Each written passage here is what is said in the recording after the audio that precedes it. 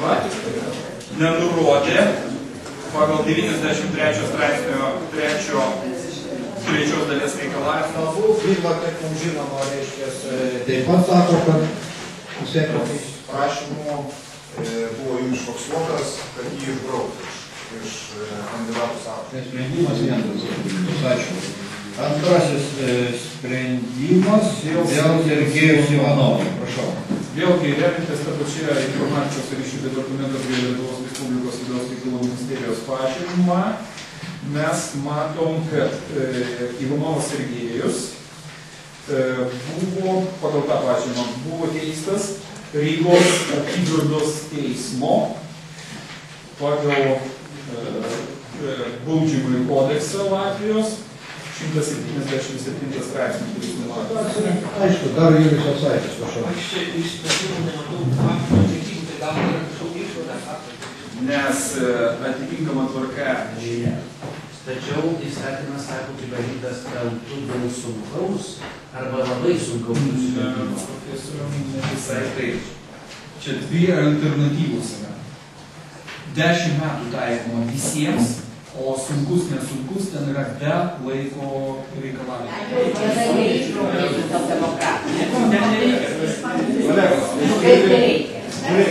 Skirtingai negu apygardos komisija, mes galime padidinti skaičių iki 3. 8 valandą, 8 vakaro valandą, o mums atsiuntė protokolinį išrašą jau 5:30 vakaro. Tai reiškia, jis turi laiko mašiną ir sugebėjo su laiko mašiną tą padaryti.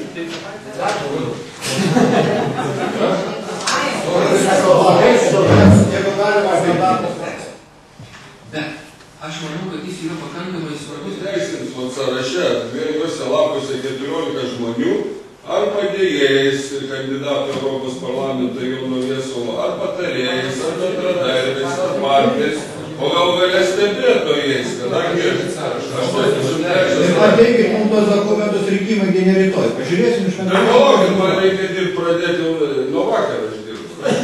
Tai kur jūsų partijos atstovas? Yra rinkimus ar ne? Partijos atstovas yra šiandien laip. Jis vienas fiziškai turi 9 kandidatų sąraše, vienu partijos atstovu užkišti visas skilesnis. Partijos atstovas prie vyriausios rinkimų komisijos. Yra vienas žmogus. Kur jis yra? Šiuo metu yra, kaip sakant, Lilijanos Astra, pirmininkės Martyra Klaipėda. Gal jau išvyko legendų ir taip. O partijos pirmininkė Lilijana Astra. Taip. Jūs puikiai pritarėte. Aš neprašau, kad atstovaus partiją. Aš nelabai suprantu, reiškia. O kodėl partijos? Kodėl 45 straipsnis nurodo, kad prasidėjus rinkimų kompanijai kandidatai turi lygią teisę kalbėti rinkėjų ir kitokiuose susirinkimuose, pasitarimuose, posėdžiuose. Čia nenurodyta, kad partija turi dalyvauti ir atstovauti. Čia kaip pasiūlys, Jasaitis mane pataisys, jeigu aš neteisingai cituoju šitą straipsnį. Tai kodėl aš neturiu teisę, kodėl gerbiamas pirmininkė užduodat man klausimus, kur partija. Europos parlamente normaliai įstatymas reglamentuoja, kad kandidato teisę dalyvauti ir reikš savo pastabą. Ranka numuota tikrai nėra kažkas. Visi suprato. Mes patarėjų tikrai neturime teisės ir kompetencijos skirti. Mes galime išspręsti rinkimų stebėtojų klausimą. Tačiau rinkimų stebėtojai dirba rinkimų dieną, gerbiamas kolega. O rinkimai į Europarlamentą ne rytoj, kaip žinote. Rinkimų dieną jūsų stebėtojai mes galime paskirti. Kolega, jūs dar kartą nelabai suprantat. Rinkimų dieną jūs galite turėti stebėtojus. Pateikite sąrašą ir mes paskirsime. Stebėtojų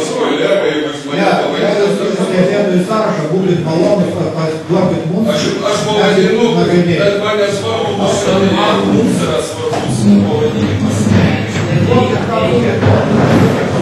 Ne, tai aš vaikysiu stebėtojų dieną, o ką man 3 savaitės, kaip man dabar persiprėsiu. Man nestebėt, aš pavadinimu noriu čia savo stovus.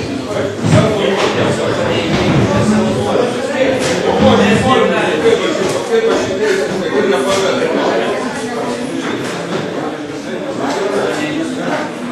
Kaip aš tas žmogus,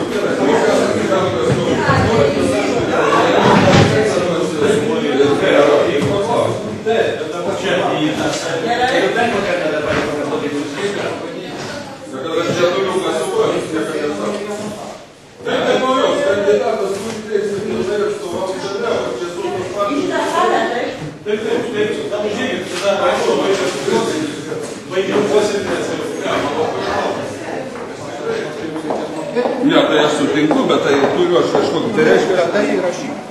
Tai gerai, kad atstovos manęs reikau, ne devyni sąraše daug, kaip 20. Aišku, tas įstatymas taisytinas. Bet. Atstovas.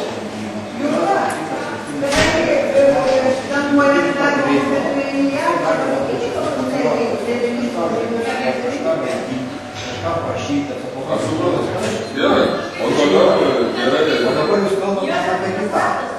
Ne, kita, aplinkos čia kita, jis atstovavo mano interesus.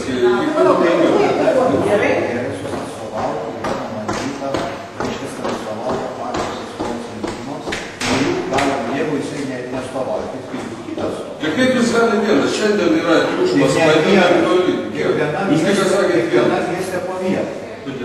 Todėl, kad gali kiekviena rinkimų komisija, vyriausia rinkimų komisija vienas, Čia mes Romų Dievo davė tą sąrašą, po vieną žmogų reiškia. Aš noriu 10. kurio komisija. Ne, tai vis dar. Tai duokit, pažiūrėkit, po 10. O dabar kitas klausimas. Tai kitas klausimas turėtumėt apibrėžti įgaliojimus. Suprantu. Nesuprantu, ką jie Ne, aš noriu, nu kaip, už mane jie eina, užsakinėja patalbas, kviečia žmonės. Ne, rinkimus. Vaikšto, po kaunas pas seniūną ateis, sakysim, aš ateisiu pas seniūną, atstovauju. O dabar dar kitas klausimas. Vyksta Kaune, tai jie, aš supratau, kad Tai ką, kaklaraiščius čia nuleistis.